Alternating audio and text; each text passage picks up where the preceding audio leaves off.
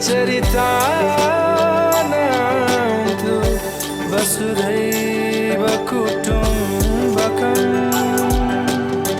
सारा संसार एक परिवार, दिव्य दृष्टि।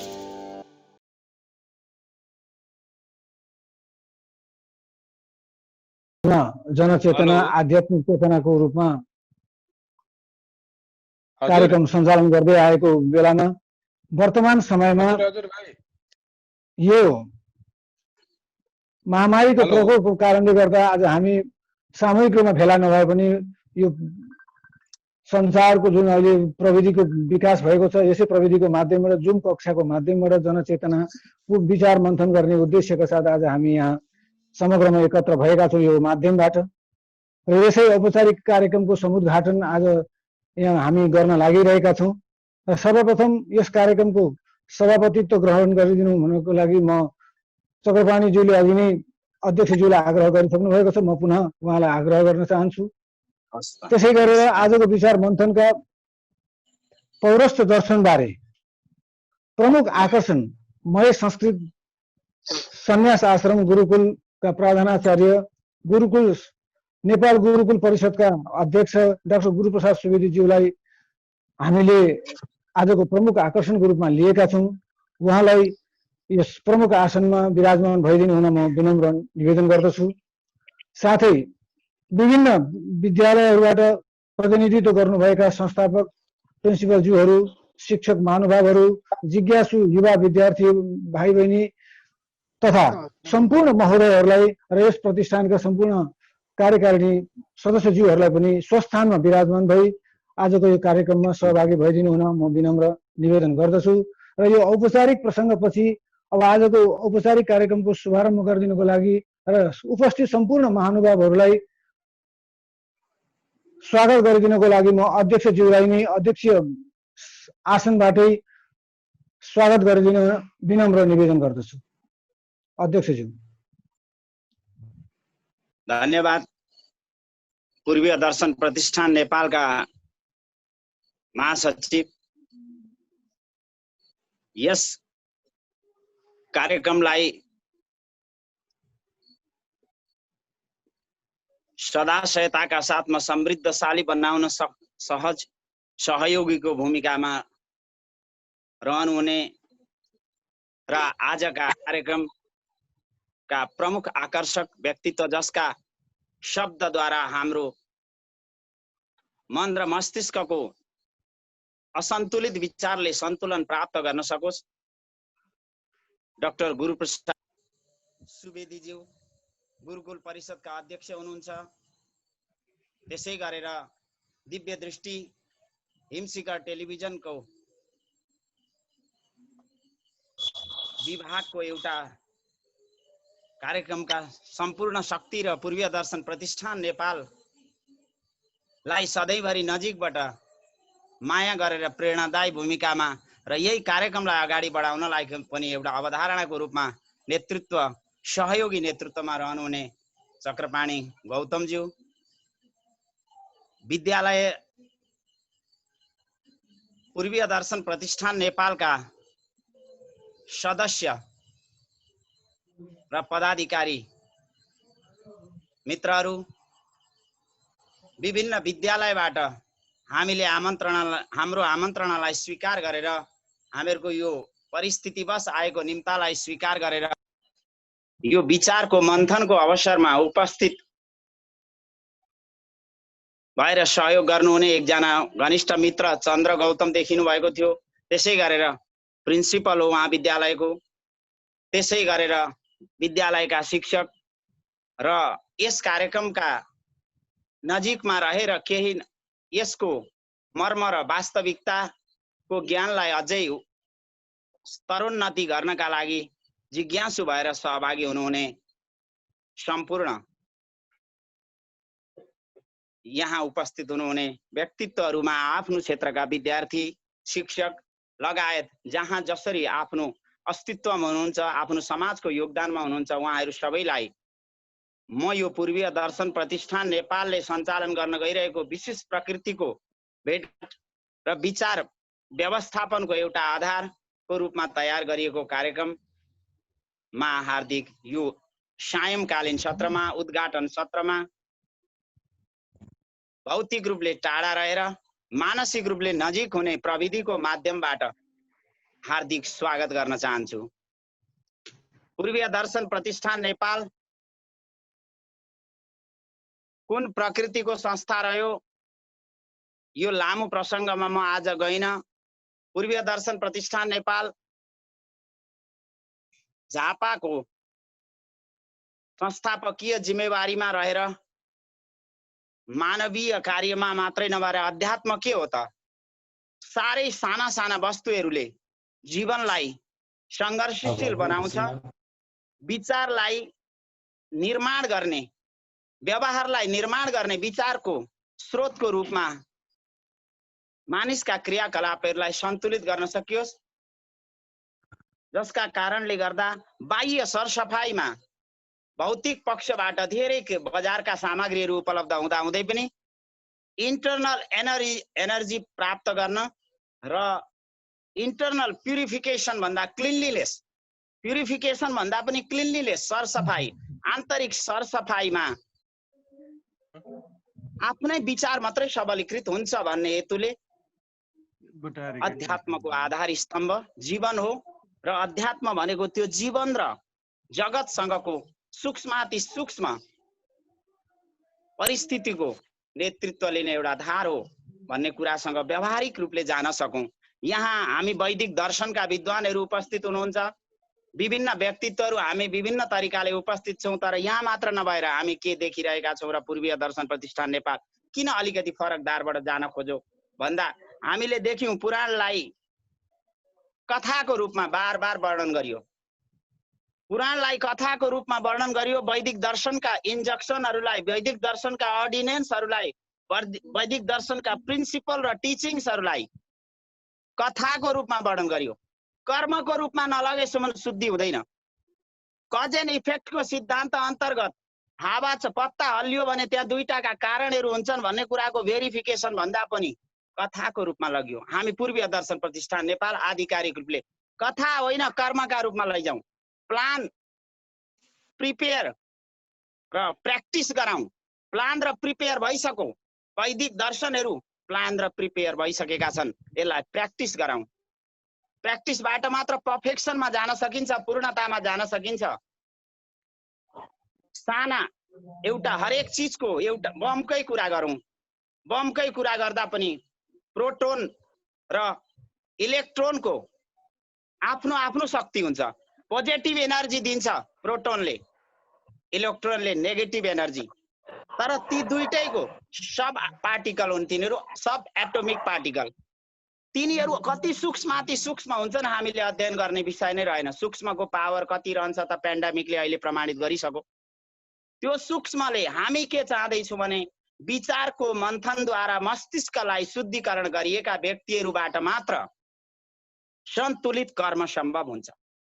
बम पड्किन्छ, पड्किनु पर्छ, त्यो एटोमिक शक्ति नै पड्किने शक्ति हो, तर कसैको घर र कसैको समाज र कसैको सन्तान समाप्त गर्नलाई होइन। त्यो पड्कियोस्, पड्किएको सुन्दा बाटो निर्माण हुँदैछ भनेर बुझियोस्। निर्माणका कार्यमा पड्किएको बमको त्यही बम हो, तर समाजलाई सुधार्दै हुन्छ, समाजलाई परिष्कृत गर्दै हुन्छ, विकास गर्दै हुन्छ, तर त्यही बम हो। कसैको घरमा कसैको समाप्तिमा पड्किन्छ।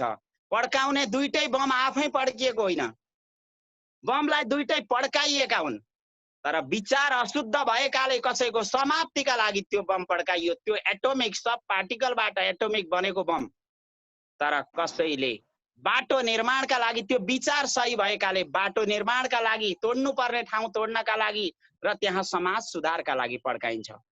तर अर्काका घरमा, अर्काका सन्तानमा, अर्काको समाप्तिका लागि पड्काउनेलाई त साधवः पर सम्पत्तौ खलः पर विपत्तिषु हो। यी समस्याहरूबाट समाजलाई परिवर्तन गर्न सकियोस्। आज बालबालिकाहरू पठन पाठनमा छन्, आज पठन पाठनमा हुँदा हुँदै पनि नकारात्मक क्रियाकलापहरूले उनीहरूका विभिन्न समाचारहरू प्राप्त गरिन्छन्। नकारात्मक समाचारहरूको लामो वर्णन म यहाँ गरिन, विद्वान व्यक्तिको उपस्थिति छ, मैले थोरै समय धेर लिएँ र हामी के चाहँदैछौँ भन्दा विचारको विचारलाई शुद्धिकरण गरेर पथभ्रष्टता होइन पथको सही र पुराण कथा होइन कर्मको आधार हो। वैदिक दर्शन ऋचाहरू हाम्रा कर्मका आधार स्तम्भहरू हुन्। ती अलरेडी रेडी भएका ती मार्गचित्रहरू हुन्। आज वैदिक दर्शनले दिएका गुर्जो खोज्दै आज मानिस हिँड्दैछन्। त्यसले गर्दा म विनम्रताका साथमा के यहाँ पूर्वीय दर्शन प्रतिष्ठान नेपाल के चाहन्छ त भन्दा हरेक बालबालिकाहरू हरेक वृद्ध वृद्धाहरूको विचार सरसफाइ होस्। विचार सरसफाइ भएपछि मात्रै त्यो बम घरमा पड्किँदैन, कसैका सन्तानमा पड्किँदैन, कसैको विनाशमा पड्किँदैन। त्यस तथ्यलाई आधार मानेर हामी अगाडि बढ्दैछौँ। यो मन्थन कार्यक्रम हो। बादे बादे जायते तत्त्वबोध, discussion makes a man perfect. विचारको मन्थनले मस्तिष्कको विचार मस्तिष्कलाई महान बनाउँछ।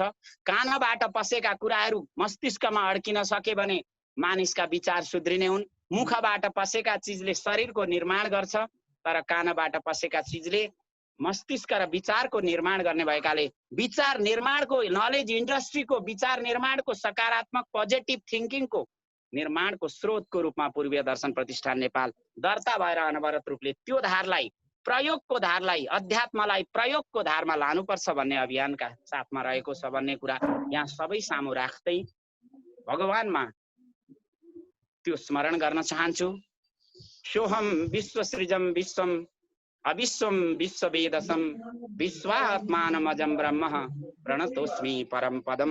समस्त भगवान यहाँ समस्त प्राणीको त्यही प्रकृतिको स्थान रहिरहोस् र भगवानमा त्यो नमन गर्दै उपस्थित हुनुहुने सम्पूर्णलाई मैले सम्बोधन गर्न सकिन भने पनि स्वागतको अधिकार रहेकाले प्रविधिको माध्यमबाट हामी नजिक भएर पनि अध्यात्मको माध्यमबाट मात्रै नै विचारको सामिप्यता र भौतिकताको दूरीका बीचमा पनि यो कार्यक्रममा उपस्थित भइदिनु भएकोमा सम्पूर्ण उपस्थित हुनुहुने व्यक्तित्वहरूलाई आफ्नो क्षेत्रबाट अहम योगदान गर्नुहुने विचारकहरूलाई र प्रमुख वक्ताको रूपमा आज हामीलाई अविस्मरणीय योगदान र विचारको मार्गदर्शन गर्नुहुने डाक्टर गुरुप्रसाद सुवेदी ज्यूलाई पुनः एकचोटि यो कार्यक्रममा हार्दिक स्वागत गर्दै सम्पूर्णलाई कार्यक्रमभरि यो महान मनसायका साथमा यस पछाडि अघि चक्रपाणीजीले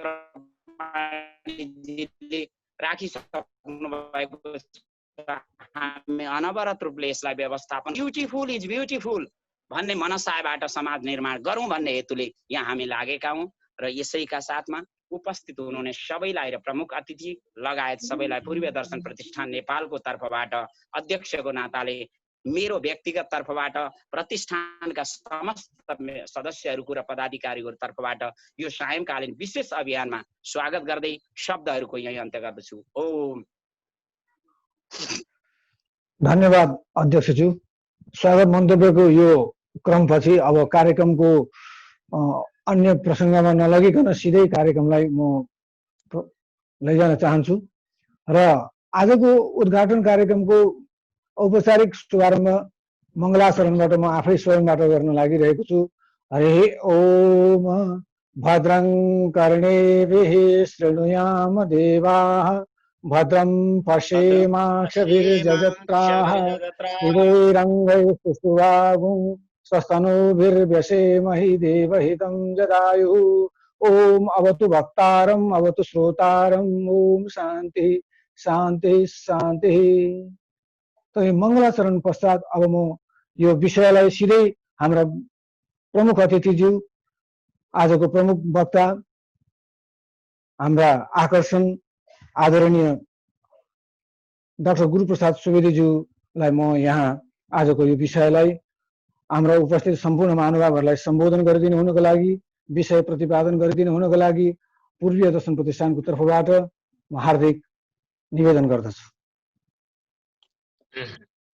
ओम वेदाहमेतं पुरुषं महान्तम् आदित्यवर्णन्तमशः परस्तात् तमेव विदित्वा अतिमृत्युमेति नान्यः पन्था विद्यते अयनाय।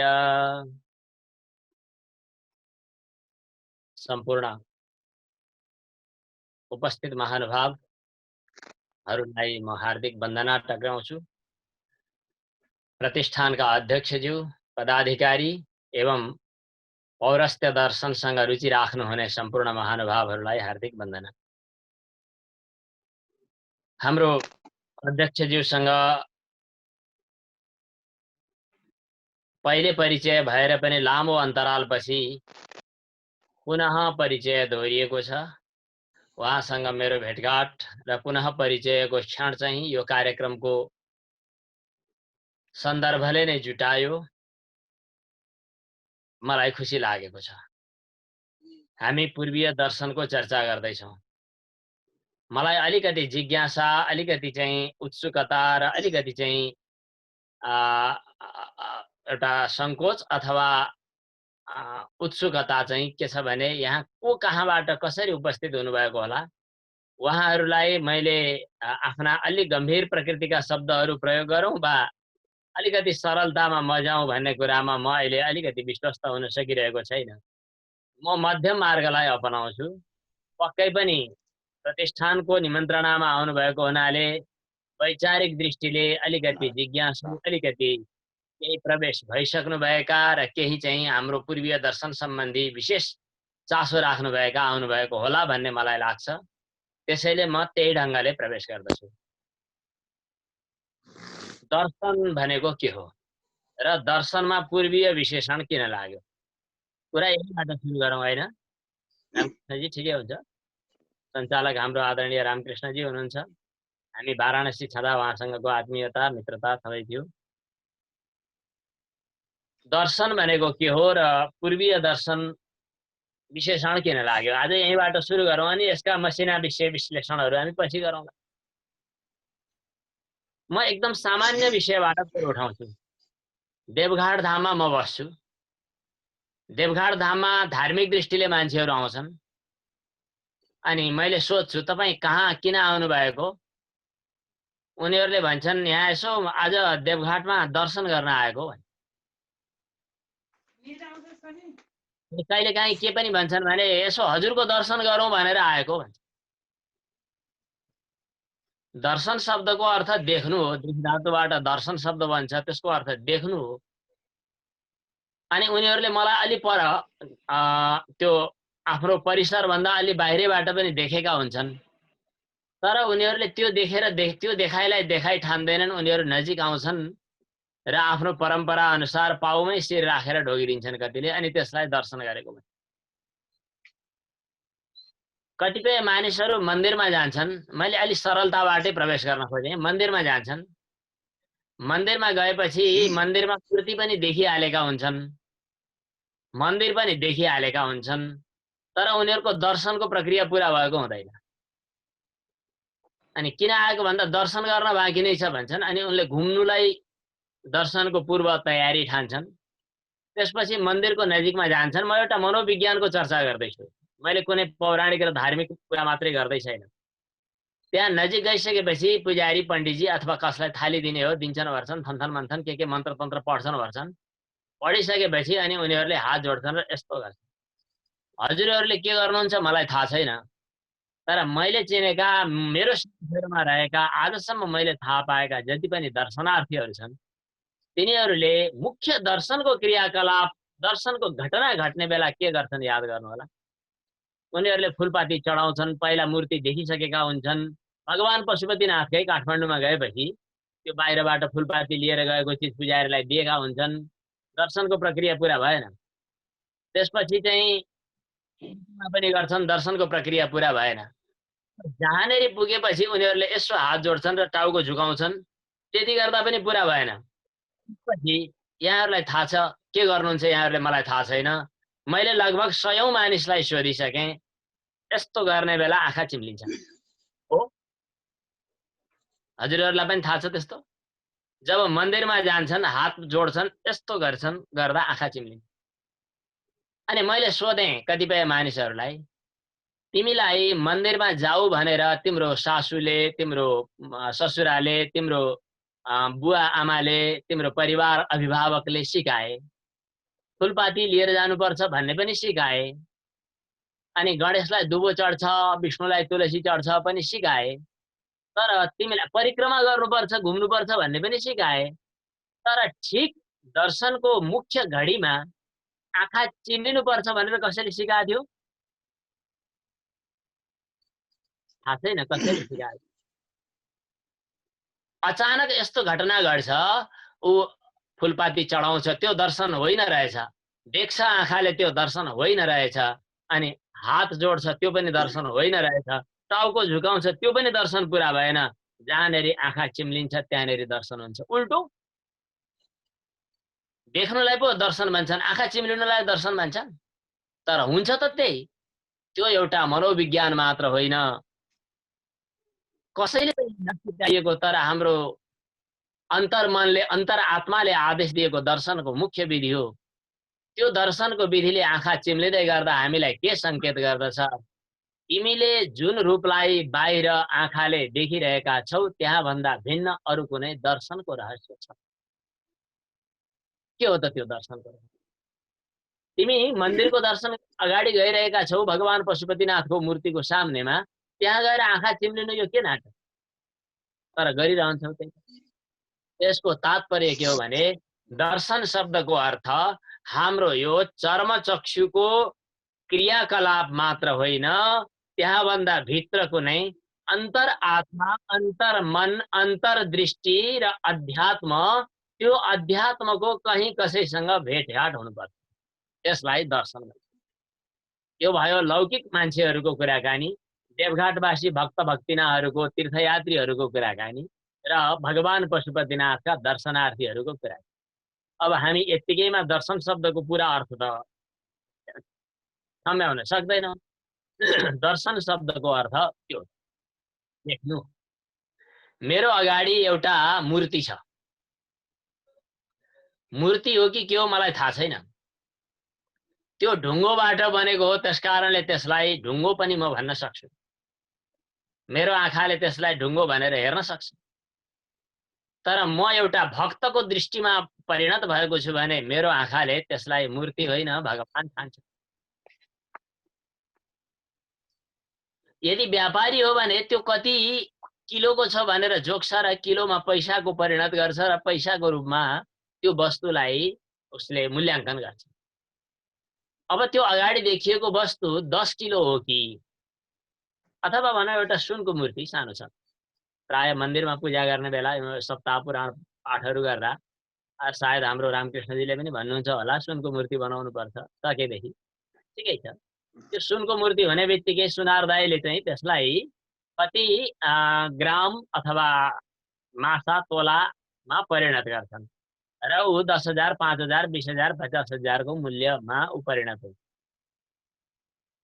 उसलाई बिक्री गर्ने मान्छेले 10-20 हजार को अथवा 2-400 को मूल्यमा परिणत गर्छ। त्यो पैसा हो। त्यो सुनको मूर्ति पैसा हो। अब अर्को मान्छेले चाहिँ यो सुन पारखीले सुन कस्तो खाले छ घोट्ला, अर्को कलाकारको नजर हुन्छ। कलाकारको नजरले त्यो कला कस्तो राम्रो छ, मूर्ति संरचना कस्तो छ, मूर्तिमा कुन परम्परागत कलाको छनक त्यहाँ देखा पर्दछ,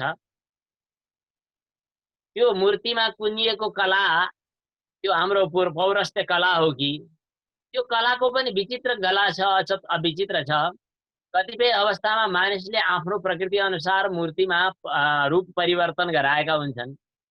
मैले थाहा पाएको कतिपय मूर्तिहरू काठमाडौँ भक्तपुरबाट बनाएर लिएर आइए। भक्तपुरबाट बनाएर लिएर आएका मूर्तिहरूमा त्यहाँको ज्यापुहरूको अनुहार अलिकति प्रतिबिम्बित हुन्छ। त्यो गालाको, आँखाको प्रकृति फरक छ। त्यो चाहिँ उनीहरूको केही न केही आफ्नो ढाँचा त्यहाँ देखा पर्छ। कलाकारको प्रतिबिम्ब मूर्तिमा देखा पर्छ। मूर्ति भन्ने बित्तिकै कलाकारको कला पनि हो। मूर्तिलाई हेर्दा देखिने दर्शन। बाहुन क्षेत्रीहरूको त्यही किसिमको गाला, त्यही किसिमको नाक, त्यही किसिमको प्रकृति र प्रवृत्ति हुन्छ। उसले त्यस्तै खाले कला भगवानको मूर्तिमा पनि आरोपित गर्छ।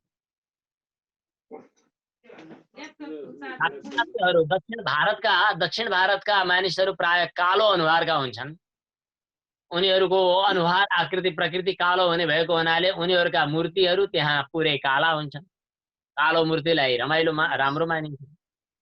गोरेहरूले पनि भगवानको पूजा गर्छन्। कृष्णको पूजा गर्ने एउटा सम्प्रदाय छ प्रभुपादको, इस्कोन भनेर अहिले प्रसिद्ध छ, कृष्ण भावना अन्तर्राष्ट्रिय कृष्ण भावनामृत सङ्घ।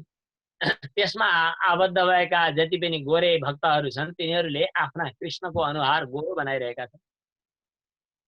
कतिपय मानिसहरू कृष्णलाई श्याम सुन्दर कालो वर्णको भन्छन्, गोरेहरू गोरे वर्णको भनेर रुचाउँछन्। उनीहरू गौराङ्ग महाप्रभु भनेरै भगवानको नाम राखिदिएका छन्।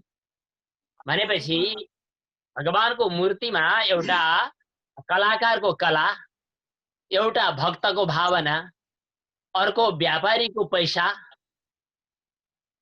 त्यस्तै कति हो कति वस्तुहरू छन्। हो के त? अब त्यहाँनेरि विचार गर्दै जाँदा त्यो अगाडि देखिएको एउटा चाहे ढुङ्गाको होस्, चाहे तामा वा पित्तलको धातुको होस्, चाहे सुनको होस्, माटोको होस्, एउटा मूर्ति देखा परिरहेको छ। त्यो के हो? अब त्यहाँ हेर्दै जाँदा यो वास्तवमा पैसा त हामीले मूल्याङ्कनका लागि बनायौँ, कला त हामीले त्यसको रूपको परिकल्पना गर्यौँ।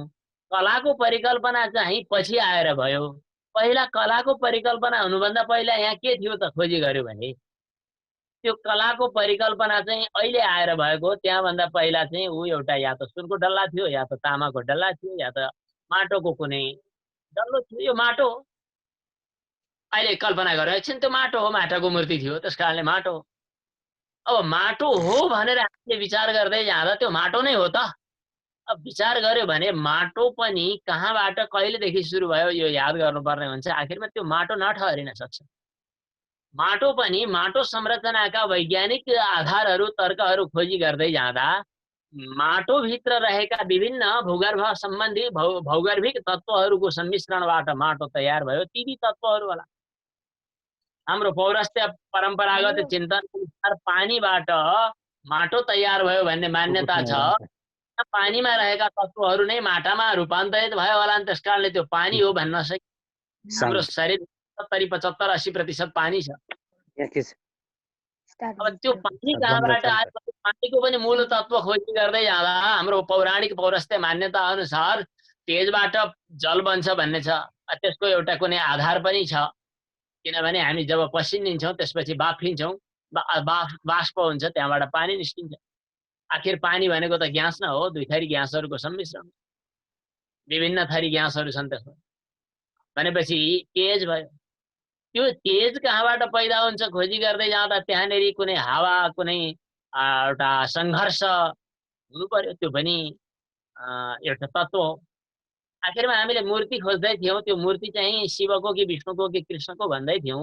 त्यो शिवको मूर्ति भन्दै गर्दा हाम्रो मनभित्रको शिवको आग्रहले त्यो शिवको मूर्ति बन्यो, विष्णुको आग्रहले त्यो विष्णुको मूर्ति बन्यो। हाम्रो भक्ति र हाम्रो भावनाको कारणले गर्दा कलर बन्यो, गाला बन्यो, अनुहार बन्यो। ध्यान गर्दै जाँदा कहिलेकाहीँ नाक लामो भयो होला अनि गणेश बन्यो, कहिलेकाहीँ मुख बिग्रियो होला, विनायकम प्रकुर्वाणो रचयामास वानरम भने जस्तो हनुमान बन्यो होला। मूर्ति त बने हाम्रा परिकल्पनाले बने, तर त्यो कल्पना बन्नुभन्दा अगाडि के थियो त? त्यो कुनै धातु थियो अथवा माटो थियो। त्यो माटो कहाँबाट बन्यो खोजी गर्दै जाँदा कहीँ कुनै तत्त्वहरू खोजिँदै जान्छन्। त्यसको पनि मूल के हो, त्यसको पनि मूल के हो, त्यसको पनि मूल के हो, त्यसको पनि मूल के हो, खोज्दै खोज्दै दर्शन भनेको यति गहिराइमा पुग्ने चिज जसको नालीबेली पुरै छिनोफानो नगरेसम्म छोड्दै नछोड्ने, यो गहिराइमा पुग्ने एउटा परम्परा छ, जुन परम्परालाई हामी वैदिक सूत्रमा आधारित मूल चिन्तन भन्छौँ, जसलाई पूर्वीय दर्शन भनेर अहिले यहाँहरूले चिन्नुभएको छ। व्याकरण शास्त्रीहरूले पौरस्त्य दर्शन भन्न रुचाउँछन्। यो एउटा पूर्वीय मान्यता छ। यो मान्यताले वस्तुको खोजी गर्दै जाँदा कहाँ पुग्छ, हामी कहाँ पुग्छ भन्ने कुरा होला। तर कुनै पनि वस्तुलाई केलाउँदै जाँदा कहाँ पुगिन्छ त्यो गहिराई खोतल्दै जाने काम दर्शनको हो। मैले एकजना व्यक्तिलाई भेटेँ होला, कोही मान्छे या टोपी सोपी लगाएर बसिरहेको होला, मान्नु एकछिनका लागि त्यसको नाम रमेश हो। मैले परिचय गरेर सोधेँ तपाईँको हु भन्छ आइएम रमेश। रमेश हो भने हामी विश्वास गर्छौँ, यो रमेश हो। दर्शनले मान्दैन यो हो यतिकैमा। रमेश किन रमेश? रमेश कहाँबाट? रमेश कसरी? अब रमेशलाई खोज्दै खोज्दै जाँदा रमेश हराउन बेर लाग्दैन,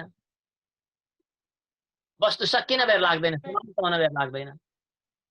यो वस्तु समाप्त भएर कहाँ पुगिन्छ? समाप्त भएर जे देखिएको छ त्यो हराउँछ, जे देखिएको छैन त्यो देखा पर्दछ। देखा परेको चिज दृष्टि केलाउँदै जाँदा अझ अर्को थोक देखा पर्छ, त्यो पनि केलाउँदै जाँदा त्यहाँभन्दा पर अर्को थोक देखा पर्दै जान्छ। हामी जति गहिराइमा जान्छौँ त्यति नयाँ नयाँ चित्रहरू देखा पर्दै जान्छन्। त्यो नयाँ नयाँ चित्रको खोजी गर्दै हिँड्नु दर्शन। अब दर्शनको अझै विश्लेषण, अझै विशिष्ट पहिचानका कुराहरू हामी चर्चा गर्दै गरौँला। तर जोसुकै मान्छेले पनि मलाई लागेको जो विचार हो त्यो विचार नै दर्शन हो, मैले जे देखेँ त्यही दर्शन हो भनेर भन्दै गर्दा आँखामा अलिकति समस्या आयो भने आकाशतिर फर्किएर हेर्दा चन्द्रमा दुईटा देखिन्छन्। प्राय आँखाको समस्या भएका मानिसहरू डाक्टर कहाँ जाँदा शिकायत गर्छन्, एउटा वस्तु दुईटा देख्छु हजुर। आकाशको चन्द्रमा दुईटा हुन्छ तर दृष्टिदोषको कारणले दुईटा देखिन्छ। अघि चर्चा गर्दै हुनुहुन्थ्यो दृष्टिदोषको कारणले गर्दा नभएको चिज देखिन्छ, भएको चिज देखिँदैन। नभएको चिज देखाउने जो दृष्टिमा आएको दोष हो त्यसलाई एउटा आवरण दोष जसले दृष्टिशक्तिलाई ढाकिदियो, अनि नभएको चिज देखा पार्यो जसलाई विक्षेप दोष भनेर मानियो। यी आवरण र विक्षेप नाम गरेका अज्ञानका, अविद्याका दुई किसिमका पाटाहरू जसले भएको वस्तुलाई छोपिदिने र नभएको वस्तु देखाइदिने। डोरीमा सर्प त थिएन तर डोरी एउटा अज्ञानको एउटा पाटोले ढाकिदियो डोरीलाई, अनि अर्को पाटोले त्यहाँ सर्प देखा पारिदियो। यस प्रकार गल्तीले, अज्ञानले, एउटा भ्रमले, भ्रान्तिले नभएको वस्तु देखिन्छ, भएको वस्तु देखिन्छ। हामीले जे देखिरहेका छौँ यी वस्तु होइनन् भन्न मिल्दैन, हुन्, तर जुन ढङ्गले जसरी हामी देखार्ने काम, गहिराउने काम गर्दछ। अब यसमा आकाशमा उदाउँदै गरेको सूर्य देखेर अनि आकाशमा देखिएका अनगिन्ती ताराहरूको समूह देखेर, नदीको छङछङ कलकलाउँदो एउटा कलकल गर्दै गरेको प्रवाह देखेर, अग्निको धिप्का बलेको ज्वाला देखेर, कुनै केही एउटा दृश्य, केही एउटा विशेष ऊर्जाको, आनन्दको, कुनै एउटा मूल स्रोतको, कुनै प्रकृतिको पनि मूल कुनै आधारको, अधिष्ठानको के एउटा परिकल्पना गर्न सकिँदैन। हाम्रा पूर्वज ऋषिमुनिहरूले, म आज यो गहिरिएर जान खोजेका विषयहरूलाई अब बिट मार्ने प्रयास गर्दछु। हाम्रा पूर्वज केही ऋषिमुनिहरू, जुन ऋषिमुनिहरूको सन्तान भएको गर्व गर्ने अधिकार हामीसँग छ। हाम्रा पूर्वज ऋषिहरू कोही भरद्वाजका सन्तान छौँ, कोही वशिष्ठका, कोही अंगिराका सन्तान छौँ, कोही अत्रिका, विश्वामित्रका कुशिकका सन्तान छौँ, कोही कश्यपका। यी हाम्रा पूर्वज ऋषिमुनिहरूले यो एउटा अनन्त अपरिमित ब्रह्माण्डलाई देखेर अनि मनभित्र आएका अनन्त जिज्ञासाहरूलाई देखेर ती जिज्ञासाको समाधानका लागि केही सूत्रहरू पत्तो लगाए।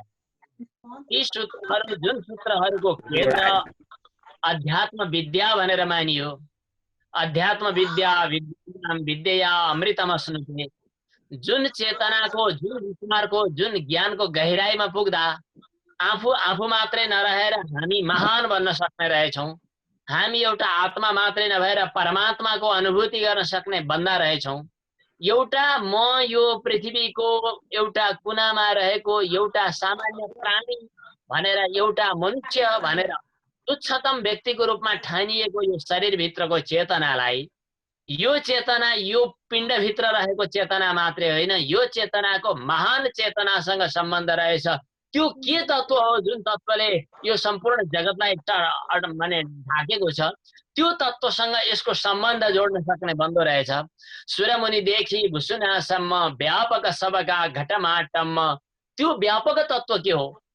जुन तत्त्वको अनुभूतिबाट हामी अपूर्ण नरहेर पूर्ण बन्दा रहेछौँ, पूर्णमदः पूर्णमिदं भन्न सक्दा रहेछौँ, त्यो पूर्ण तत्त्व के हो? त्यो पूर्ण तत्त्वको अनुभूतिमा हामी जाने कसरी? र हामी वस्तुतः जतिसुकै गफ गरे पनि, जतिसुकै फुर्ती लगाए पनि हामीले आज आफैलाई नचिनिरहेको अवस्था छ।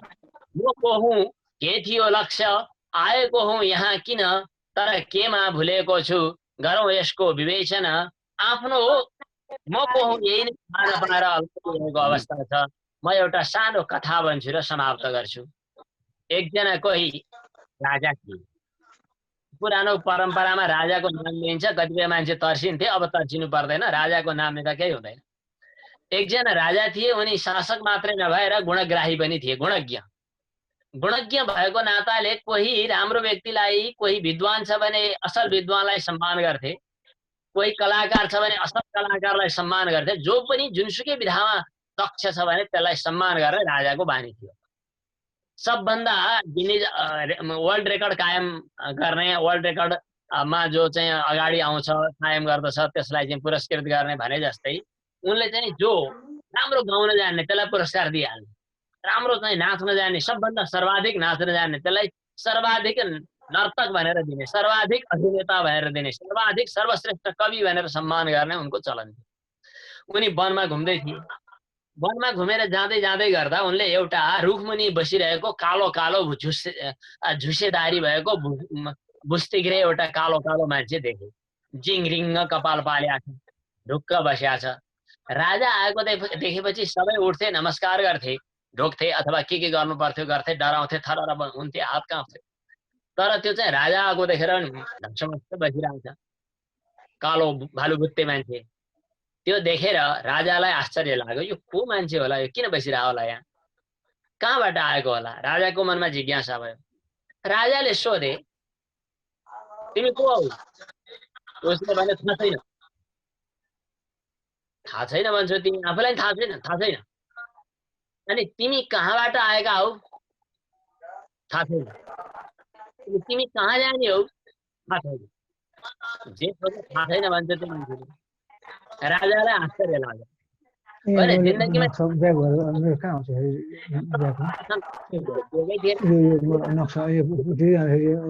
जुन लिङ्क भइरहेछ नि, कहाँबाट आएको भन्ने पनि थाहा छैन, कहाँ जाने हो भन्ने पनि थाहा छैन, म को हुँ भन्ने पनि थाहा छैन भनेपछि सर्वाधिक मूर्ख यो मान्छे नै हो भन्ने ठानेर राजाले भने कि ओहो, जिन्दगीमा मैले यति साह्रो ठुलो मूर्ख कोही पनि भेटेको थिएन, तिमी साह्रै ठुला मूर्ख रहेछौ। मैले जुनसुकै विधामा पनि सर्वोत्कृष्ट व्यक्तिलाई सम्मान गर्छु, तिमी मूर्ख विधामा सर्वोत्कृष्ट भएको हुनाले सर्वश्रेष्ठ मूर्ख, मूर्खाधिपति। रामकृष्णजी बनारसमा मूर्ख सम्मेलन हुन्थ्यो नि, होइन, महामूर्ख मेला। सर्वाधिक मूर्ख भएको हुनाले यसलाई मूर्खताको एउटा शिरोमणि भनेर म एउटा उपाधि सहित यो चाहिँ पुरस्कार दिन्छु भने हातमा एउटा राज चिन्ह अंकित भएको लट्ठी थियो, लट्ठी पुरस्कार दिए त्यो भालुबुत्ते मान्छेलाई, कालो मान्छेलाई। त्यसपछि राजा हिँडे, आफ्नो दरबारतिर गए। केही समयपछिको कुरा हो, राजा बिमारी भए। राजा बिमारी भए कारणवश अब बुढेसकाल लाग्यो होला, बिमारी भए। बिमारी मात्रै होइन, उनलाई क्यान्सरले आक्रमण गरेछ। औषधि मुलो गर्दा आफ्ना दरबारका र वरिपरिका राज्यका र छिमेकी राज्यका समेत वैद्य डाक्टरहरू आएर उपचार गर्दा उनलाई सन्चो बनाउन सके। उनी एकदम सिकिस्त भए, मरणासन्न अवस्थामा सुतिरहेका छन्। कसैले मन्त्र तन्त्र फुफा के गर्दा हुन्छ, गर्ने भए गर भनेर राजाको दरबारबाट आदेश भयो। सबैले आएर गरे मन्त्र तन्त्र, सबैले पनि कसैको केही लागेन। यही सिलसिलामा यो खबर ती वनमा बसेका ती झुसेदारी पालेका, जिङरिङ कपाल पालेका कालो मान्छेले थाहा पाए। ती कालो कालो अनुहार, मैलो मैलो अनुहार भएका मैलो साधुले थाहा पाएर उनी राजालाई भेट्न भनेर आउने भए। आउँदै गर्दा जब ढोकानेरि आइपुगे, ढोकामा बस्ने पालेहरू, त्यहाँका प्रहरीहरूले रोके। यस्तो मान्छे दरबारमा जाने होइन, दरबारमा राजालाई अहिले सन्चो पनि छैन, भेट्न मिल्दैन, जान पाइँदैन भनेपछि उनी चुपचाप बाहिरै उभिएर बसिरहे। त्यही बेला एउटा मन्त्री त्यो बाटो हिँड्दै थियो। मन्त्री त्यो बाटो हिँड्दै गर्दा प्रधानमन्त्री रहेछ। त्यो कालो कालो मैलो मैलो मान्छेले गएर प्रधानमन्त्रीको घोडाको लगाम झ्याप्पै समाते। समातेपछि प्रधानमन्त्रीले के किन रोकेको बाटो भनेर सोधे। सोधेपछि उसले भन्यो कि म राजाको साथी हुँ, राजा बिरामी हुनुहुन्छ, राजालाई म भेट्न जाने हो, तपाईँले भेट्न जाने व्यवस्था मिलाइदिनु पर्छ भने। मन्त्रीले सोधे, तिमी राजाको साथी हो भन्ने कुरामा के छ प्रमाण? ती मान्छेले भने, यो छ प्रमाण। हातमा एउटा लट्ठी थियो, सुनको लट्ठी, छडी, त्यो देखाइदिए। देखाएपछि मन्त्रीलाई पनि लाग्यो, राजाको चिन्हले युक्त भएको लट्ठी दिएको भनेपछि पक्कै केही होला। ठिकै छ, राजा बिरामी हुनुहुन्छ, राजासँग धेरै बोल्ने होइन, गएर भेट्न मात्रै पाइन्छ भनेर राजा भएको ठाउँमा जो मृत्युशय्यामा सुतिरहेका थिए लगेर उनलाई देखाइयो।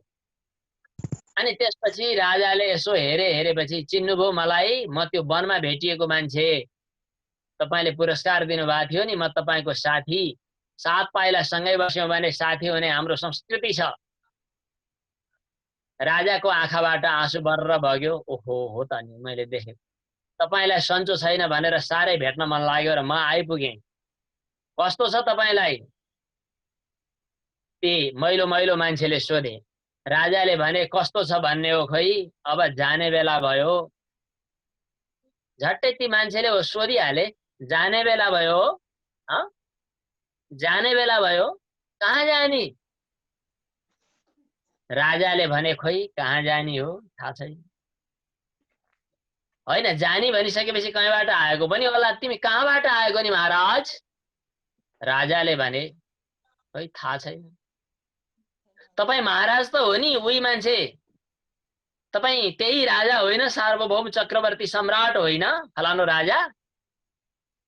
खोइ सुस्केर हाल्दै राजाले भन्न थाले, के हो म राजा थिएँ जस्तो लाग्थ्यो। मेरो शासनमा तिनै लोकका मानिसहरू, भनौँ पृथ्वीभरका मानिसहरू चाहिँ थरर काँप्थे। आज मैले मेरो हातलाई पनि आफ्नो अधीनमा राख्न सक्दिनँ, आफ्नो शरीरलाई पनि आफ्नो अधीनमा राख्न सक्दिनँ।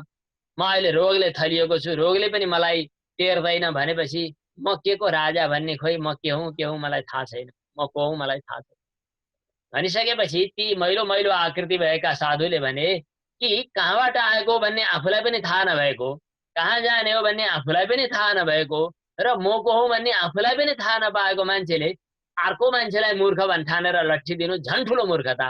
त्यस कारणले तपाईँ मभन्दा पनि बढी मूर्ख हुनुहुन्छ जस्तो लाग्यो। यो लट्ठी, यो के भन्छ नि, यो रनिङ सिल्ड शैलीको यो लट्ठी चाहिँ सर्वाधिक मूर्ख मभन्दा पनि तपाईँ देखा पर्नु भएको हुनाले तपाईँलाई नै फिर्ता गर्दछु भनेपछि राजाको त्यो विगतको मूर्खतामा चोट पनि लाग्यो, आँखाबाट आँसु बग्यो। साधुको सङ्गत हो। एकछिन पछाडि आश्चर्य लाग्यो र राजाले भने म यो केही पनि जान्दिनँ, मलाई केही कुरा सिकाइदिनुहोस्। त्यसपछि उनले भने तिमी जसलाई लिएर म भन्ने ठान्दैछौ त्यो शरीरभित्र रहेको मन, त्यहाँभित्र रहेको बुद्धि, त्यहाँभित्र रहेको अहङ्कार, त्यहाँभित्रको आत्मा, त्यहाँभित्रको फेरि परमात्मा, यी सम्पूर्ण कुराहरूको नालीबेली हेर्ने दृष्टि तिम्रो अन्तर्दृष्टि बन्यो कि बनेन? जबसम्म अन्तर्दृष्टि बनेन तबसम्म बाहिर फर्केका चर्मचक्षुले जे देखिरहेका छौ सब गलत देखिरहेका छौ। तिमी आफू भित्र फर्केर हेर्ने दृष्टि जब बन्दैन, त्यो दृष्टि नबनेसम्म तिमी सधैँ मूर्खका मूर्खै रहन्छौ। अब त्यो भित्र फर्केर हेर्ने दृष्टि के हो त भन्दा त्यसलाई भनिन्छ अध्यात्म दृष्टि। त्यो विद्यालाई भनिन्छ अध्यात्म विद्या। अध्यात्म विद्या विद्यानाम विद्या अमृतम अश्नुते। आज केवल उपक्रम मात्रै हो, आज केवल विषय प्रवेश मात्रै हो। हामी पूर्वीय दर्शनको चर्चा गर्दैछौँ। पूर्वीय दर्शनका भेद विभागहरू र यसका अवान्तर जति पनि शाखा प्रशाखाहरू छन् तिनको संक्षिप्त चर्चा हामी फेरि कुनै दिन गरौँला।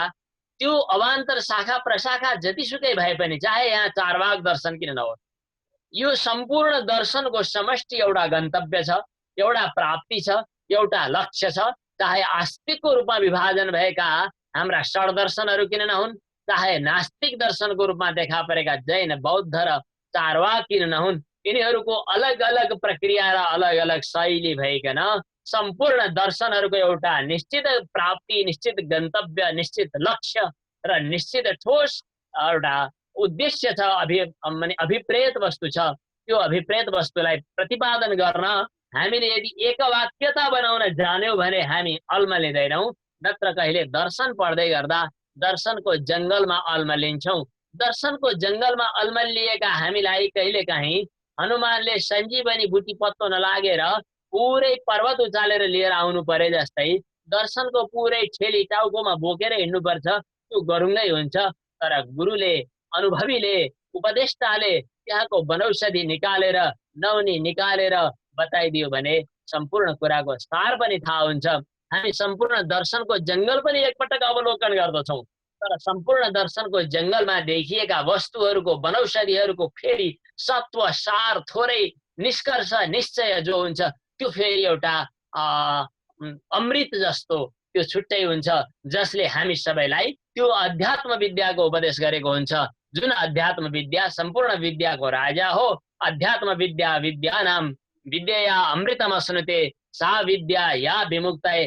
हामी त्यो विद्यालाई विद्या भन्छौँ जुन विद्याले हाम्रो घाँटीमा लागेको पासोलाई चुडाइदियोस्, मोक्ष दिलाइदियोस्, मुक्ति दिलाइदियोस्, बन्धन तोडिदियोस्। त्यो सम्पूर्ण बन्धनहरू, सम्पूर्ण चाहे हाम्रा समाजले दिएका, संस्कारले दिएका, परम्पराले दिएका, रीतिरिवाजले दिएका, हाम्रो पुर्खाले दिएका, हाम्रा कुनै आग्रहले दिएका, व्यक्तिगत स्वार्थले दिएका जति पनि आग्रह पूर्वाग्रहहरू छन्, यी पूर्वाग्रहहरूको पासो घाँटीमा लागेर जकडिएर हामी झन झन झन झन न्याकिएर बसिरहेका एउटा अधोदृष्टि बनिरहेका मानिसहरूलाई दृष्टि खोलिदिने, वस्तुको यथार्थ देखाइदिने, वस्तुको गहिराइमा पुर्याइदिने र उन्मुक्त बनेर विचरण गर्न सक्ने परिस्थितिमा पुर्याउने सम्पूर्ण दर्शनको निष्कर्ष हुन्छ। निष्कर्षमा जाने यात्राको आज शुभारम्भ हो, शुभ साहित हो। यो शुभ यात्रामा यहाँहरू सहभागी हुनुभएको छ। सम्पूर्ण सहयात्री मित्रहरूलाई हार्दिक वन्दना सहित यहाँहरूको दार्शनिक सुमधुर यात्रामा सफलता प्राप्त होस् भन्ने कामना सहित म शुभ यात्रा भन्दछु, सँगै सहयात्रा पनि भन्दछु। धन्यवाद, नमस्कार।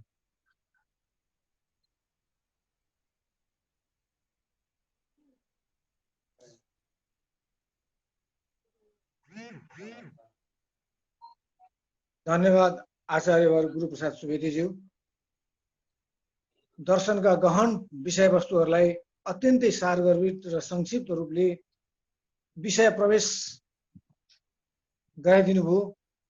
हाम्रो यो छोटो अवधिलाई धेरै समय मिलाउन यो प्रविधि सजिलो हुन्थ्यो भने दिनभरि तानु रातभरिसम्म पनि लैजाउँ भने जस्तो भइरहेको यो रस आस्वादन गर्दा गर्दै रमाइलो लागिरहेको अवस्थालाई चट्टै छोड्नुपर्ने परिस्थिति पनि आइरहेको छ।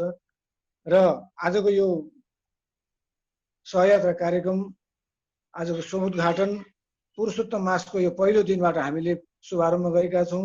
पुरुषोत्तम भगवानको अनुकम्पाले हामीले यो कार्यक्रमलाई निरन्तरता दिइरहन सकौँ, यो हामीले कामना गर्दै म अब आजको यो उपस्थितिको यो विचार मन्थनको औपचारिक कार्यक्रमलाई औपचारिक समापन गरिदिनु हुनुको लागि म पुनः अध्यक्षज्यू श्री चन्द्रप्रसाद खनालज्यूलाई आग्रह गर्दछु। यसमा आदरणीय अध्यक्षज्यूले समापन गर्नुभन्दा अगाडि कोही मैले पूर्व परिचित पनि हुनु होला, को उपस्थित हुनुहुन्छ भन्ने सम्बन्धमा केही थोरै एउटा परिचयात्मक हाम्रो किनभने दर्शनको विषय जोसुकैलाई त्यति मिठो र साहित्य वा सङ्गीत जस्तो होइन, नाटक नौटङ्की जस्तो पनि होइन। यो यात्रामा सहभागी हुनुहुने सहयात्री मित्रहरू को हुनु होला, मलाई जिज्ञासा भइरहेको। सबैले संक्षिप्त रूपले आफ्नो परिचय प्रदान गरौँ, एकदम छोटो समयमा। नाम पहिले मैले परिचय गरेर दिएँ नि त ल। श्रीमान नारायण, म दिपेन्द्र प्रसाद दाहाल, अर्जुनधारा 9, अर्जुनधारा नगरपालिका 9। मेरो कर्मथलो चाहिँ पशुपति एकाडेमी, हाम्रो अध्यक्षज्यूको स्कुल हो पशुपति एकाडेमी, र यो पूर्वीय दर्शन प्रतिष्ठानको सहसचिव छु। मेरो परिचय यही हो र आध्यात्मिक विचार दृष्टिकोण चिन्तन। ओम नमः शिवाय। आचार्य चक्रपाणीजी नेपाली भए जस्तो लाग्यो, को हुनुहुन्छ सुनौ सबैलाई छोटोमा। आचार्य चक्रपाणी नेपालजी हुनुहुन्छ।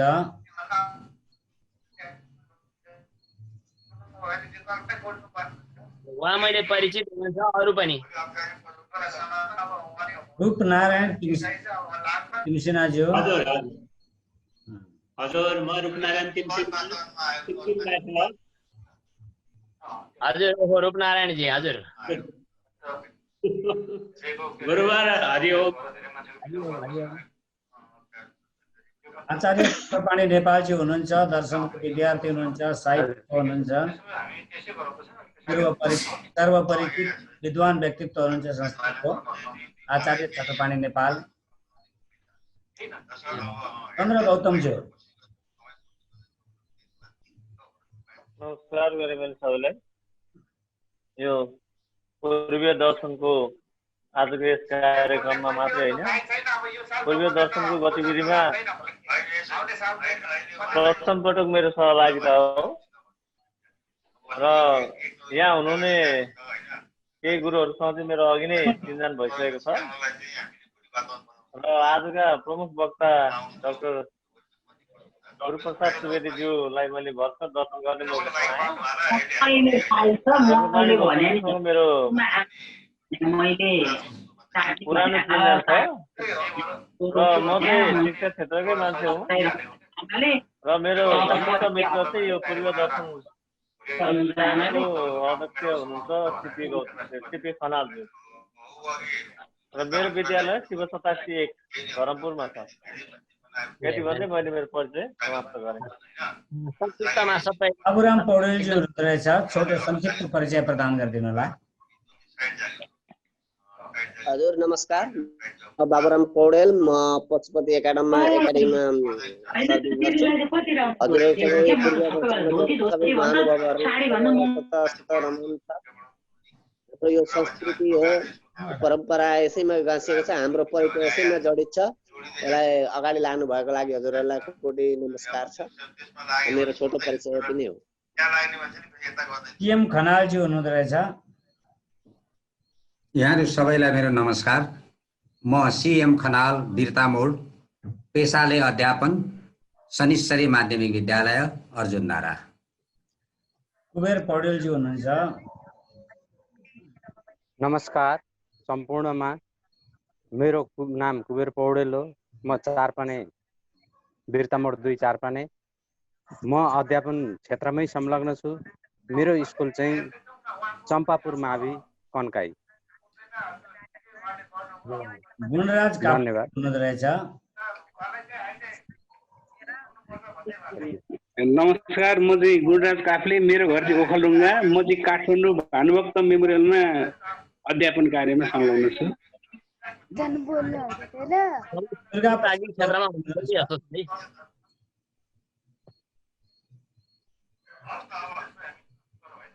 दुर्गा प्रसाद गौतमजी हो। नमस्कार, म दुर्गा प्रसाद गौतम, म चाहिँ अहिले संस्कृत अध्ययनरत छु।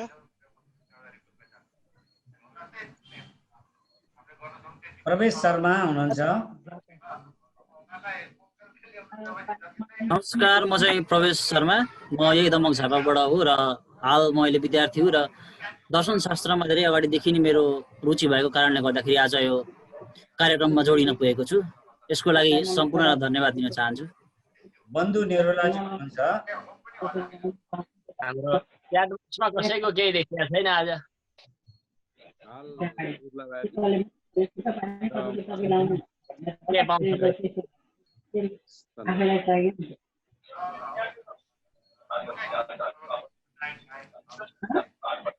आचार्य चक्रपाणी नेपालजी हुनुहुन्छ। सबैसँग परिचित चाहिँ नै हुनु पर्यो।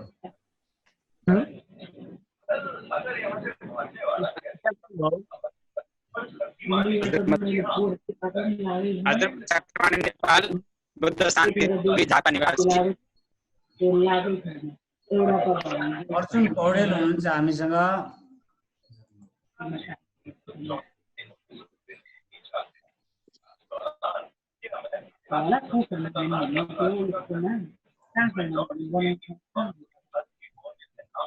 धेरैजना हुनुहुन्छ, प्राय क्यामेरा एक्टिभ राख्नु भएको छैन धेरैजनाले। अर्जुन पौडेल, बाबुराम पौडेल, चन्द्र गौतम ज्यूको क्यामेरा एक्टिभ छ। कार्यक्रमलाई अगाडि उपसमाहारतिर लैजाउँ। चन्द्र सर उपसमाहारतर्फ यसलाई लगिदिनु होला।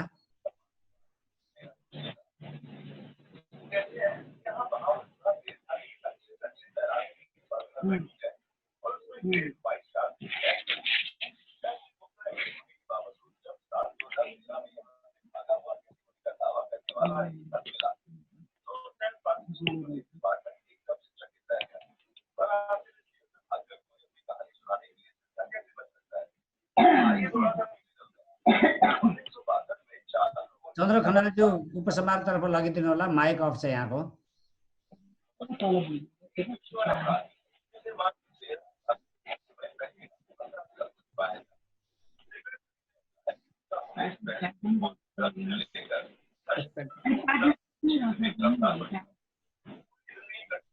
भयो होला। हजुर भयो। हजुर भयो अन भयो नि।